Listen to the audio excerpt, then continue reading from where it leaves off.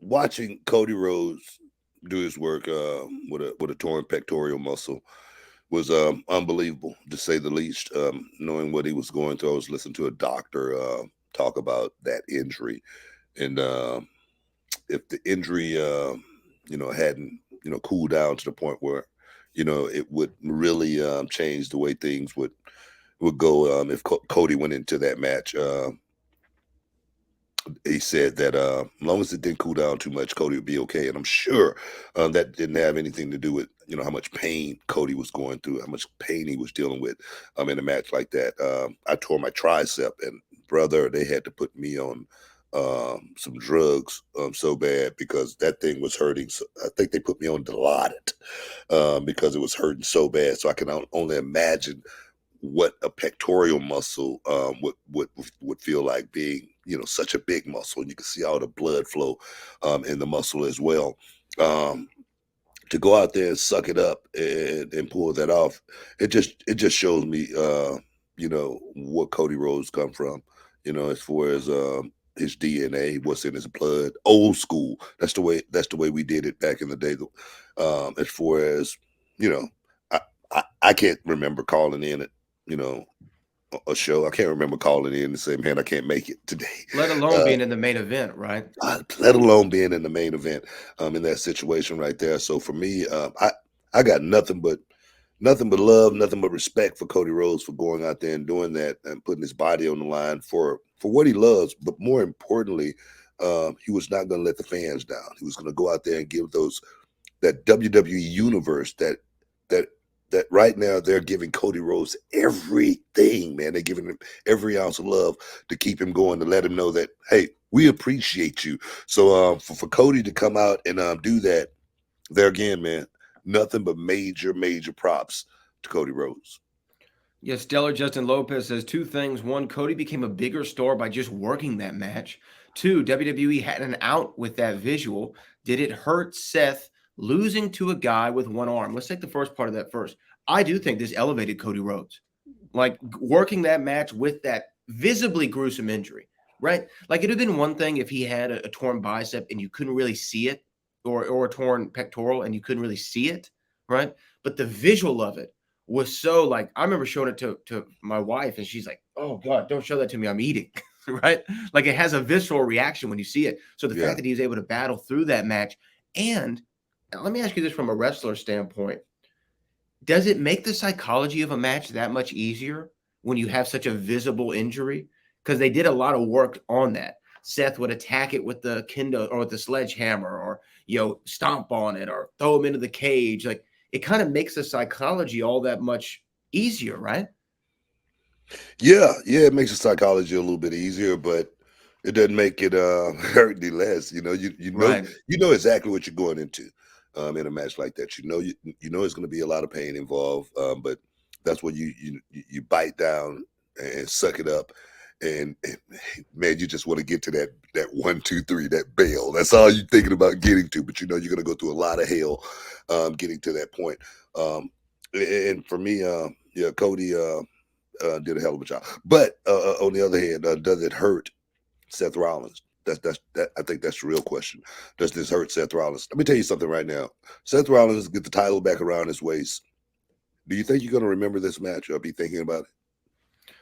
No, we might remember it, but I don't think it would be consequential Is that to. gonna be a major thought process in your head? Man, he lost to Cody 3 times. Even Cody Rhodes with a bad wheel. He still lost to Cody Rhodes. Is that going to do something? Me personally, no. I think not. I just never looked at wins and losses like that, as well as someone like Seth Rollins going out there and doing this for Cody Rhodes. Just tell you how much of a businessman he really is. And at the end of the day, never forget that this is a business. This is not like going out and just playing wrestler on the weekend or anything like that. This is a business, and Seth Rollins understands the business. Seth Rollins understands that he is a major, mega star. We talk about Shawn Michaels being Mr. WrestleMania, and Shawn Michaels talks about how many WrestleManias that he did not win.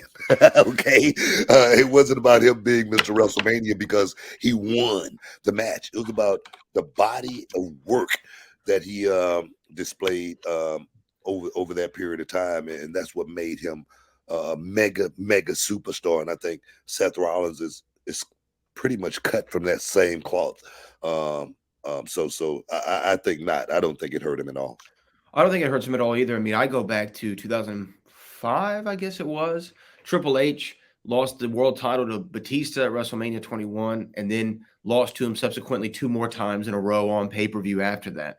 We don't talk about that because no one said, "Oh man, that's really when Triple H's career went to hell." After he put Batista over three pay-per-views in a row, and like I understand the one-armed man of it all. But to me, that does more it benefits Cody more than it hurts Seth, right?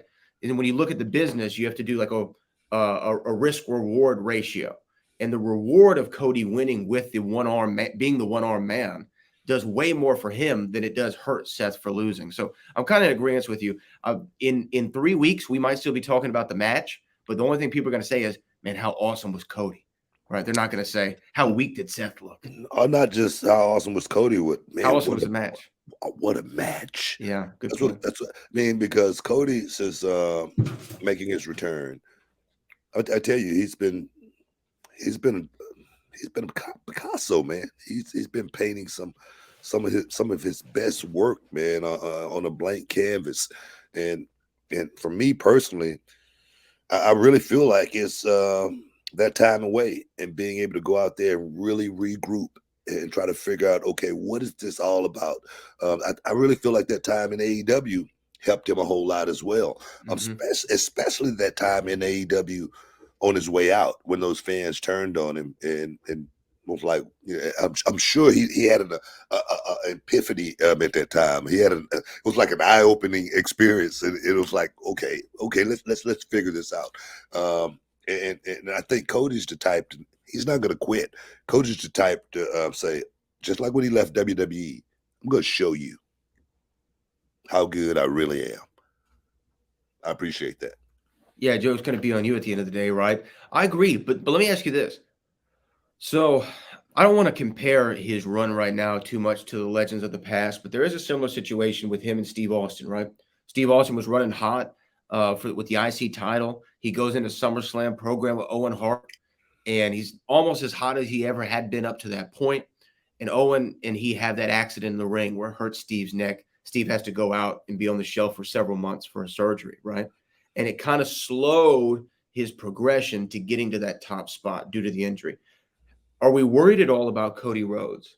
Are we worried about him with this injury taking him off television for a significant amount of time? Will he lose that steam, or will absence make the heart grow fonder? You know, that's a hard question right there. I don't think in this situation absence is going to make the heart grow fonder. Okay, I just don't. But what I do think is, I think with Cody going down the way he did, having this kind of an injury, knowing that he's going to have to take some time off and he's going to have to be on the shelf for a minute, I see Cody Rhodes being one of those guys that were, I might have to be on the shelf, but that don't mean I'm not going to make the show. I'm not going to make the town. Cody, I still think has that mentality of, of the old school wrestler to where I'm hurt, but still book me. I could do something. I could still talk, So I think we're still going to see Cody over this period that he's off, as far as out of the ring. But I still think we're going to see Cody on a regular basis because I just don't think we need Cody to go away for a 6 to 9 month period at this point in time where he's just red hot. I just don't think we need that. Well, we have another super chat coming in right now from Justin Dees, who says, who would you rather have lead your company injury free for the next 12 years, Rollins or Rhodes? Also, your entrance theme isn't on iTunes. That's blasphemy. Yeah, we got to get Rap Sheet on iTunes. That's what it's called, right? It's called Rap Sheet. Yeah. The name of the song. Yeah. I think that's what it is. But yeah.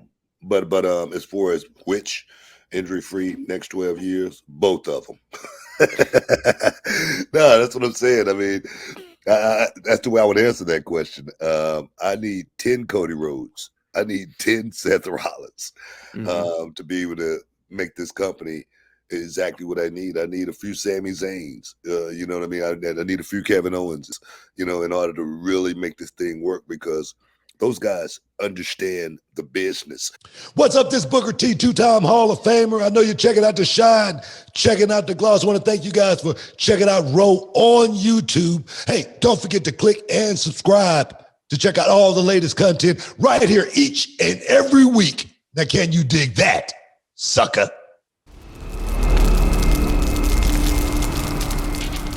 Can you dig it, sucker?